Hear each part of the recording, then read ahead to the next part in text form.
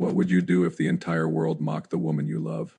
Ethan Ford, a billionaire, gave them an answer they'll never forget. Ethan Ford's name could pass through a room and rearrange the air in Manhattan boardrooms on nonprofit donor lists across the marble lobbies of hotels that smelled faintly of orchids and old money. You could watch faces change when they heard it, posture straighten, voices soften, doors open. Yet anyone who worked with Ethan would tell you the same thing. It wasn't the numbers that made him magnetic. It was the way he remembered your name and asked about your mother's surgery. It was the way he stopped for the night shift porter, offering a fresh coffee and a laugh like they were both company perks. He hadn't inherited a ladder.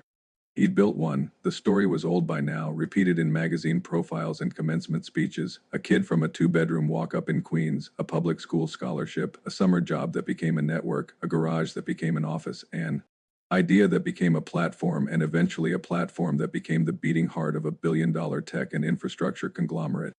Reporters liked to say his rise was the American dream dressed in a modern suit. He always corrected them with a small smile when they told Ethan about it. It was the two of us, he'd say. A dream is lighter when two people carry it, the other.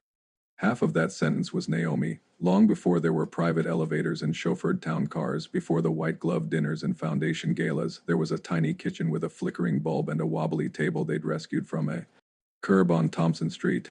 There was Naomi, eyes bright and steady, sliding a bowl of pasta across to Ethan at midnight while he mapped out projections in the margins of a used notebook. There was the sound of her laugh, which sounded like confidence made audible when he confessed the bank had said no again and he'd have to meet payroll from their savings.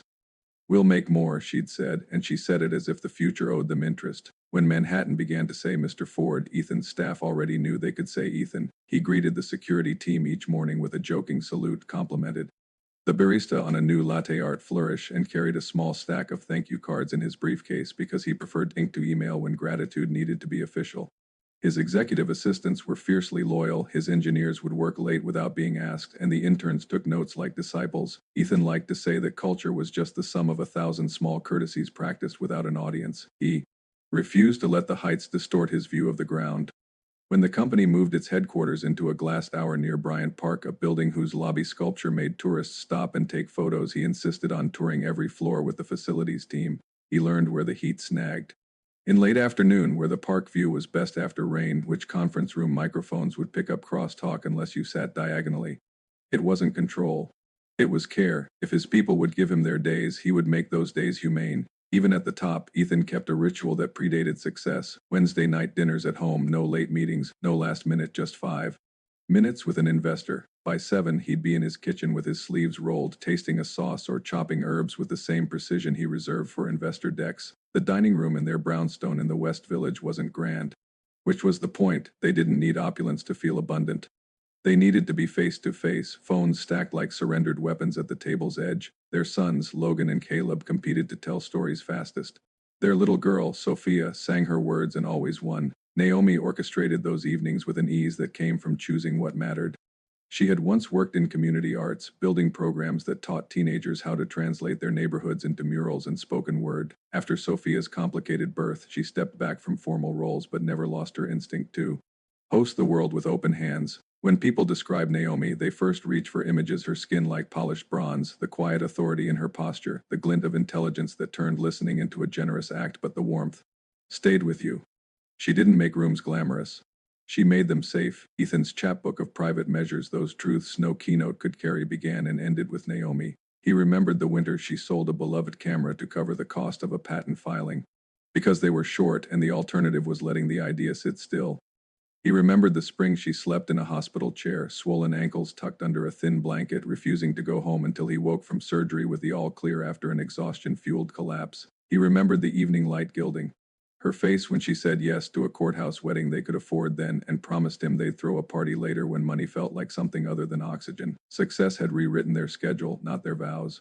On mornings when Ethan left before sunrise, Naomi made sure the small light over the stove glowed like a lighthouse, and there was a note under his mug, a joke, a line of poetry, a reminder that the children needed poster board. He kept those slips of paper folded in his wallet until they softened at the corners, like talismans you didn't need to see to know were there. The city loved a myth, and Ethan's life offered a tidy one: grit rewarded, kindness crowned.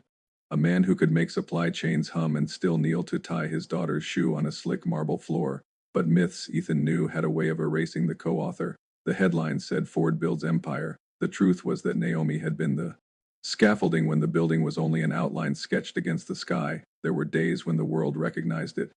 When Ethan accepted a civic award at a luncheon at Cipriani, he brought Naomi to the podium and told the room that we had built a company that tried, in its small way, to treat people like they mattered. The applause had been polite at first. These events strained audiences to clap on cue, but something in the cadence of his honesty made it rise to real. Later that night, curled together on the couch with takeout cartons and a movie paused at the 10-minute mark because the plot didn't interest them as much as the conversation did, Naomi teased him for making her cry in front of donors. "It's your fault," he said, leaning his head against her shoulder. "You keep being the proof. If you were an algorithm scraping for keywords, you could paste labels on Ethan's life: Americandrium, #true love, #marriage goals, #inspiration, and watch the engagement spike. If you were his driver, you would tell you that the real story lived in the small things. How Ethan asked him about his granddaughter's school play, how Naomi sent home a spare lasagna when she learned his wife had been working nights. The city might have measured worth in square footage and column inches, but Ethan and Naomi measured how people exhaled when they entered a room. New York could be loud about the wrong things. People mistook polish for virtue, spectacle for substance. Ethan had learned to hear the city's noise and keep his own frequency clear. He wore the tuxedo when he had to, shook the hands that needed shaking, and wrote checks where checks made changes. But the center of gravity never moved. It was still that wobbly table, that dog-eared notebook, that woman who looked at him across a tiny kitchen and saw a man worth betting a life on a Tuesday in September as the late sun slanted through his office's floor-to-ceiling windows and painted the skyline in molten gold. Ethan stood looking down at Bryant Park and thought, not for the first time, that success was just a vantage point. From up here, he could see farther, yes. But the view that mattered was still at eye level, across a dinner table, in the steady gaze of the person who had carried the other half of the dream the whole way. He checked his watch. It was almost 6. Wednesday night dinner waited at home. And some appointments deserved to be treated like sacred. Ethan closed his laptop, slid a thank you card into the outbox on his desk, and told his assistant to move the 6:32 tomorrow. On his way out, he stopped to hand the porter on duty a warm coffee. "Long day, Mr. Ford?" the man asked with a grin. "Good day," Ethan said, and meant it. The best part's about to start. He stepped into the elevator, a man the city called a titan, headed toward the only kingdom that mattered. Before the name Ethan Ford became shorthand for success, another Ethan had been leaner, hungrier, armed with nothing but stubborn faith and a suit that had long since lost its shine. He rented a cramped apartment in Queens where the walls seemed thinner than paper and the radiator hissed like it was arguing with itself. His neighbors knew him as the young man who came and went at odd hours, carrying binders full of sketches and a laptop with more missing keys than intact ones. That was the man Naomi met. At the time, Ethan wasn't offering comfort. He offered risk, the kind that ate sleep and gnawed through bank balances. Most people didn't look twice. Ambition without proof was just noise in a city where everyone claimed to have an idea that would change the world. But Naomi heard him, not the noise, but the conviction beneath it. She worked in community arts then, painting murals with high school students and teaching them to write their neighborhoods into poems. She wasn't looking for a billionaire in waiting. She wanted authenticity, a man who laughed without calculation, who believed in something bigger than himself. Ethan was all that, even when he could barely afford subway fare. Their dates were modest. A slice of pizza was split between them in Washington Square Park, a second-hand bookstore where Ethan pretended to browse while secretly calculating how much he could afford a coffee afterward. Nights walking across the Brooklyn Bridge when the city glittered like a promise neither of them knew how to keep yet. Naomi never asked for more. She asked only for truth, and Ethan gave it in abundance. When investors shook their heads, Naomi nodded.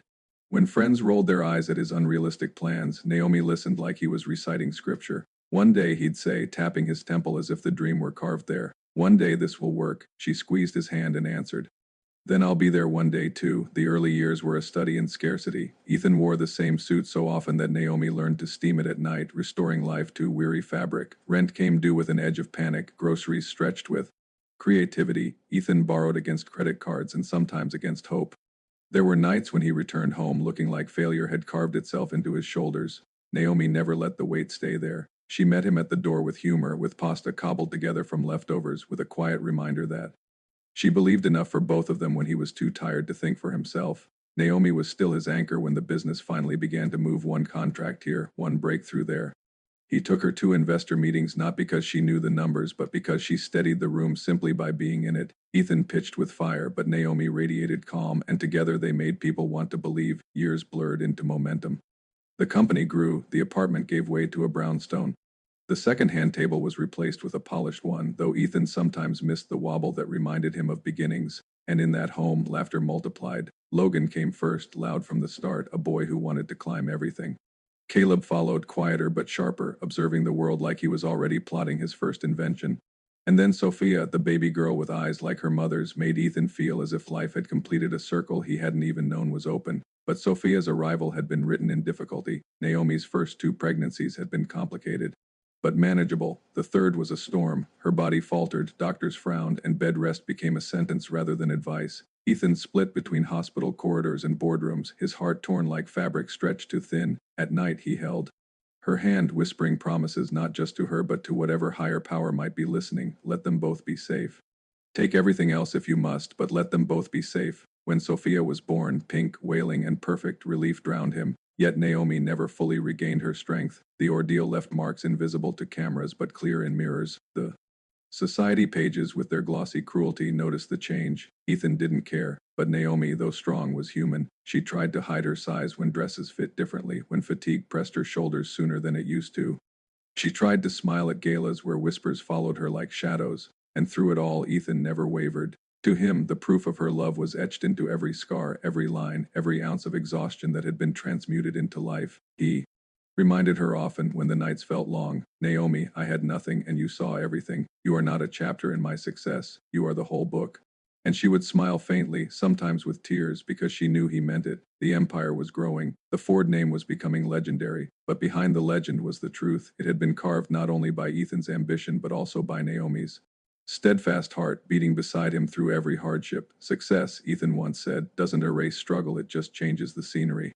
The battles in their West Village brownstone were no longer about paying rent or stretching pasta. They were subtler, quieter, but they cut just as deep. Naomi had survived Sophia's birth, but her body bore the cost. Her energy ran thinner, her figure shifted, her endurance lagged behind the whirlwind pace of Ethan's world. She was still radiant, her bronze skin glowing beneath chandelier light, her eyes carrying that unmistakable mixture of kindness and resolve, but the cruel symmetry of society judged her differently now. At first, the whispers were faint, a glance held too long at a charity banquet, a murmur exchanged between two women in sequined gowns, the kind of cattiness Naomi had brushed off for years. But as Ethan's empire expanded, so too did the cruelty. The gossip sharpened, daring to grow bold. "She's let herself go," Naomi overheard once, the words slicing sharper than glass. How does Ethan Ford, of all men, settle for that? She kept walking, spine straight, but later at home she lingered longer before the mirror, fingers grazing the softness at her waist, her eyes heavy with questions she wouldn't voice. The hardest part wasn't the dresses that fit differently or the fatigue that never quite left, it was the loneliness of comparison. Younger women hovered around Ethan at galas, their laughter too sweet, their gowns cut to remind the room of their youth. Naomi felt their presence like static in the air. She clung to Ethan's arm, trying to convince herself she belonged, while the whispers buzzed like hornets around her. Ethan saw it all. He noticed her smile faltered when she thought no one was looking. He noticed how she leaned into him as though he were a shield. He saw how she grew quiet after events, slipping away from the mirror faster than before. And each time he wanted to tell the world to shut up, to hold her face in his hands and make her see what he saw. Instead, he had her hand pressed his lips to her forehead and whispered, "You are my queen. That is the only truth." The cruelty didn't stop at whispers. It crept into his circle, into the smoky corners of private lounges where whiskey glasses clinked and arrogance thrived. One evening, a business associate leaned in, voice low but dripping with suggestion. "Ethan, you've built an empire, don't you think your image deserves someone who reflects that success? Someone who dazzles on your arm like the rest of us do?" Another smirked. "It's about appearances.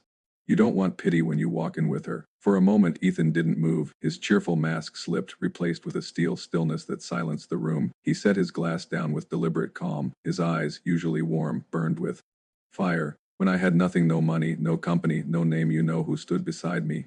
His voice was steady, each word deliberate. "Naomi. She believed when no one else did. She gave me 3 children, nearly died giving me the last, and still smiles at me like I'm worth the trouble. Every curve, every scar, every line on her body was earned in love and sacrifice. And you think I'd trade that for vanity?"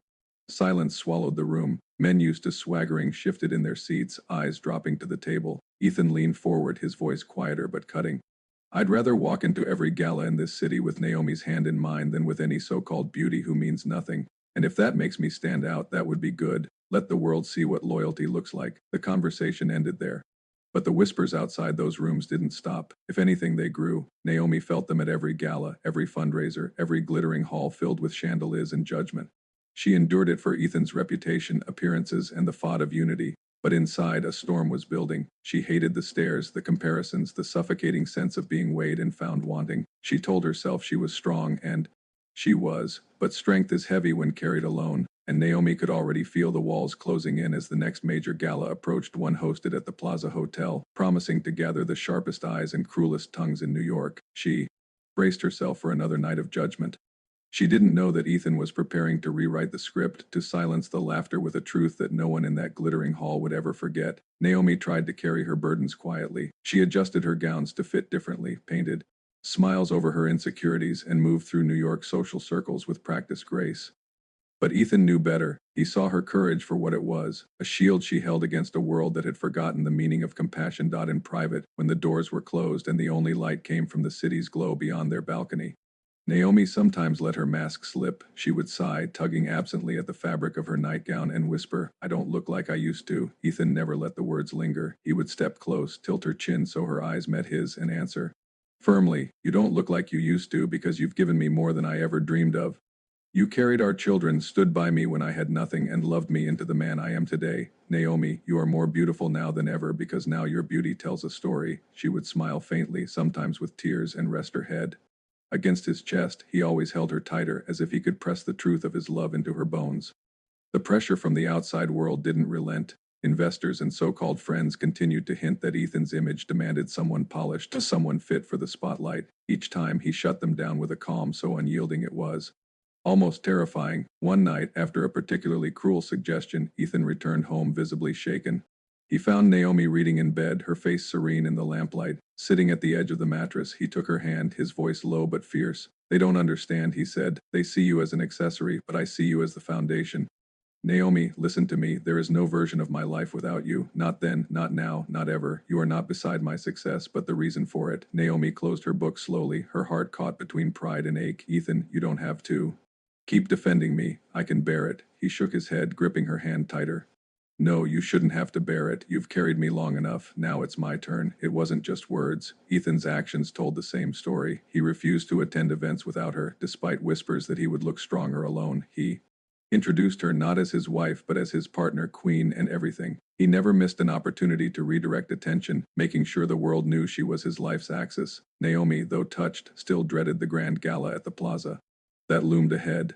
The event was where appearance was currency, and cruelty often dressed itself in pearls and diamonds. She knew the eyes would be sharper, the whispers louder, the judgment harsher, but Ethan had already made his decision. He would not allow another night of silent humiliation. The world had mistaken his kindness for passivity, his cheerfulness for blindness. At the plaza, in front of the most powerful people in America, Ethan Ford would remind them what true power looked like. It would not be measured in wealth or influence. It would be measured in love. The Plaza Hotel glittered like a palace that night, its chandeliers spilling light across marble floors polished to a mirror's shine. Limousines lined up along Fifth Avenue, their doors opening to release gowns that shimmered like jewels and tuxedos tailored within an inch of perfection. The city's elite flowed into the ballroom, a river of diamonds, champagne, and sharp smiles. For Naomi, every step toward that entrance felt heavier than the last. She sat at her vanity earlier that evening, smoothing her sapphire blue gown, tugging at the fabric around her waist. No amount of elegance could silence the voice in her head, the echo of cruel whispers from Gala's past. Ethan entered the room in his tuxedo, sharp lines and quiet confidence. His eyes found her instantly. He crossed the space in 3 strides, took her hand, and confidently said, "You look breathtaking." Naomi gave a nervous laugh, lowering her gaze. "Ethan, you don't have to flatter me." "I'm not flattering you," he replied, voice steady as stone. "You are the most beautiful woman in the world, and tonight I wouldn't dare walk into that hall without you." The words settled in her chest like an anchor against the storm. She nodded, whispering, "Then I'll go with my head high, as long as I'm beside you." When their sleek black car pulled up to the plaza, camera flashes burst like fireworks. Reporters shouted questions, paparazzi leaned over barricades, their voices jumbled with names and speculation. Ethan stepped out first, then extended his hand with deliberate grace. Naomi placed hers in his, stepping into the lights with poise that hid the quiver in her stomach. Together, they walked into the ballroom. Inside, crystal glasses chimed, the orchestra hummed, and laughter laced with ambition filled the air. Heads turned as Ethan and Naomi entered, some eyes lit with admiration. Others narrowed with judgment. Naomi felt it all, a thousand silent verdicts pressing down on her. She clutched Ethan's arm a little tighter. He bent his head, whispering, "Ignore them. Tonight you shine." The evening unfolded with speeches, introductions, and endless conversations. Ethan navigated the crowd with practiced ease, exchanging pleasantries with senators, CEOs, and magnates. Naomi stood at his side, gracious but guarded, her smile measured. She could feel the undercurrent of whispers buzzing like wasps in the air. And then it happened. A woman in a silver gown, her diamonds catching the chandelier light, drifted into their circle. She was infamous for her venomous tongue, a socialite, whose envy often masqueraded as wit. Her gaze swept over Naomi, and her lips curled in disdain. Leaning toward her companions, she spoke in a voice meant to be overheard. "Can you believe this is Ethan Ford's wife? A man of his stature deserves better. She looks like she hasn't seen a gym in years." A ripple of cruel laughter followed, muffled but unmistakable. Naomi froze. Her smile wavered, her eyes glistening with humiliation, and she refused to let go. It was every whisper she had endured, now said aloud in front of the most powerful room in New York. Ethan heard it. The easy warmth vanished from his face. In its place came something sharper, forged in loyalty and love. He turned slowly, his jaw set, his gaze cutting through the air like a blade. The laughter faltered as people sensed the shift. Without hesitation, Ethan strode to the stage. He seized the microphone resting unused between speeches, his tall figure commanding the attention of hundreds. The orchestra quieted, conversations died mid-sentence. A hush fell over the ballroom. "Ladies and gentlemen," his voice boomed, steady as iron. "Forgive me for interrupting, but something must be said." Every head turned. Naomi's heart pounded as she watched from across the room, her breath caught between fear and hope. "I heard laughter tonight," Ethan continued, his eyes sweeping the crowd, "laughter at the expense of the woman I love most. And I will not stand silent while she is ridiculed." A ripple of unease spread. The woman in silver stiffened, her smirk vanishing. "Many of you," Ethan said, rising with each word, "look at my wife and judge her by appearances. You see her body and figure, and you dare to decide her worth. But let me remind you of what you cannot see." The room leaned closer, spellbound. "You cannot see the nights she stayed awake when I had nothing. You cannot see her sacrifices so I could chase dreams." The world mocked. "You cannot see the battles she fought bringing our children into this world, battles that nearly cost her life. Every curve, scar, and change you mock proves her strength, courage, and love." His voice cracked slightly, not with weakness but with emotion that rang truer than any polished speech. "She is not just beautiful, she is extraordinary. She is my pride, my partner, my queen. And if any of you think I would ever trade her for vanity, image, or approval, then you know nothing about love. And you certainly know nothing about me." The silence that followed was heavy, reverent. Some lowered their heads in shame. Others blinked back tears. Ethan turned, his eyes finding Naomi. She stood frozen, hand covering her mouth, her emerald gown shimmering beneath the lights. He extended his arm. "Naomi, my love," he said, voice softening. "Come here." Her steps were trembling, but she crossed the room. When she reached him, Ethan wrapped his arm firmly around her waist, pulling her close. He looked at her as though the entire world had disappeared. "This is my wife," he declared, microphone in one hand, his queen in the other. "The woman who gave me everything when I had nothing. The woman who stood with me in my darkest days. And I will stand with her now and always, no matter what happens." Then he pressed a kiss to her forehead, and the ballroom erupted. Thunderous applause crashed like a wave. Chairs scraped back as people rose to their feet. Some clapped through tears, others shouted in admiration. The sound was not just for Ethan, it was for love itself, for the audacity of loyalty in a world obsessed with appearances. Naomi buried her face against his chest, tears finally falling, but not from shame, love, relief, and pride. For the first time in years, she felt wholly seen. And in that golden hall under chandeliers that had witnessed centuries of wealth and power, Ethan Ford had silenced the cruelest voices with the most straightforward truth. Love, real love, is the greatest empire of all. Be wide on the next morning, Ethan Ford's speech had already left the ballroom and entered the city's bloodstream. News outlets ran headlines like banners: "Billionaire defends wife in powerful speech at the Plaza Hotel. Love shuts down mockery. Ethan Ford chooses loyalty over image." Clips of his words spread across social media and were shared millions of times. Hashtags bloomed overnight. Hashtag true love, hashtag marriage goals, hashtag Queen Naomi. Comment sections filled with admiration. "This is the kind of man every woman deserves. Finally, someone with power shows what real strength looks like." Naomi watched the storm unfold from her kitchen table, her morning coffee growing cold in her hands. Just days earlier, she had dreaded walking into public spaces. Now strangers stopped her in cafes and on sidewalks, not with judgment but with gratitude. You give us hope, a young mother whispered, holding her baby on her hip. Thank you for showing us love is stronger than judgment, said another woman at a charity event. At first, Naomi was overwhelmed, but slowly the admiration began to dissolve. The insecurities that had weighed on her for years, she stood taller, she smiled more easily, and when she looked into the mirror, she saw not flaws but proof of battles fought, of lives brought into the world, of strength that no cruel whisper could erase. Her children noticed too. One evening as she tucked Sophia into bed, her daughter whispered, "Mommy, you're my hero." Tears filled Naomi's eyes as she kissed her forehead. Logan and Caleb, once indifferent to galas, now looked at her with pride. That made her heart swell, and Ethan, he had never loved her more. One night on their balcony, with the city glittering below, Naomi turned to him. "You didn't have to do that at the plaza. You could have ignored them or pulled me away quietly." Ethan looked at her as if she'd spoken nonsense. "Naomi, I meant every word. You are the reason I am who I am. Why would I stay silent when people insult the very foundation of my life?" She laughed softly, eyes shining. "You make me feel like I'm the only woman in the world." "That's because you are," he said, kissing her hand. Their bond deepened, richer now than in the early days of hunger and hope. But the impact of that night reached far beyond their marriage. Women's groups invited Naomi to speak, not as the billionaire's wife, but as a woman who had endured ridicule and transformed it into resilience. She shared her story with honesty about complicated pregnancies, about nights of self-doubt, about learning to reclaim her worth. Her words resonated. She became more than a symbol. She became a voice. The ripple effect was undeniable. Conversations shifted. Where once women were judged harshly for failing to meet impossible standards, there was now a growing current of empathy, sparked by Naomi's courage and Ethan's devotion. Men who once joked about trading up now found themselves compared unfavorably to Ethan Ford, the husband who had declared before the world that love mattered more than image. Months later, another prestigious gala invitation arrived. Naomi hesitated, old fears stirring, but Ethan lifted her chin gently and said, "When I look at you, I see the strongest, most beautiful woman I know. Tonight, I want the world to see her too, not because they matter, but because you deserve to walk in there as the queen you are."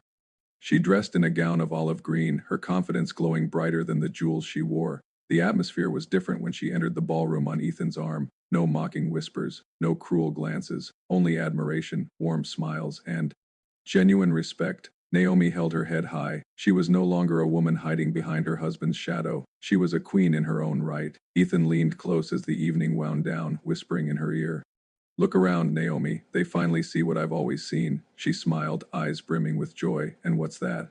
He kissed her cheek softly. "A woman worth the world, my world." Her heart swelled. For the first time, she realized she no longer needed the world's approval. She had something infinitely greater: her husband's unwavering love, her children's pride, and her rediscovered strength. When they left the gala, whispers followed them, not of mockery, but of admiration. People didn't just see Ethan Ford as the titan of business.